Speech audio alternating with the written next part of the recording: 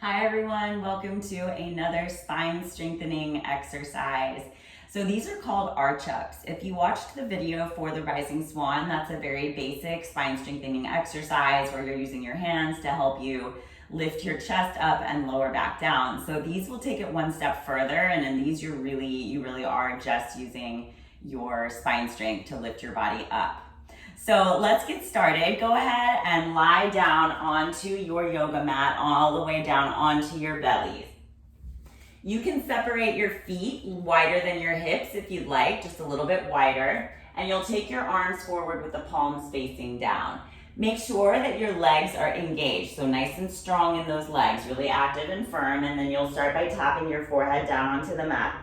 Before you go anywhere, make sure you're pulling your navel to your spine, squeeze those legs, so really squeeze your butt muscles, point your toes, and then you'll lift your chest and shoulders up as high as you can, arching up, and then with control, come back down.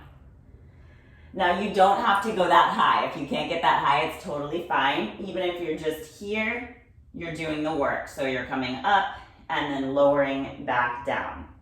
Again, coming up, lifting as high as you can, up. And if you are managing to get this high, make sure you try not to crash land.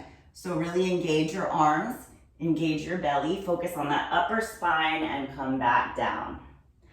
So you basically do these until you are burned out. And that can happen pretty quickly, especially if you're going at a fast pace and you're arching up and coming back down. And if you're getting really high into it, it can be a lot for sure. Try to get 5 rounds in at least, 10 if you can. And it's okay to take a couple of breaths in between if you need to.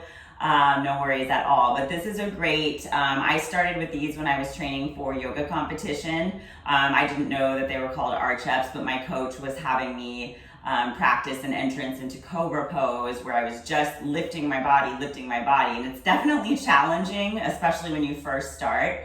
But again, flexibility and back bends are all about repeated movements and daily practice. So you've got to practice every day. Again, if you watch the video for the Rising Swan, it's great to start with Rising Swan and then you can follow it up with these arch-ups. So let me know how it goes. I do recommend making sure to warm up your hips first before you do either of these exercises, just because it's going to help you get a little bit deeper into your back bends.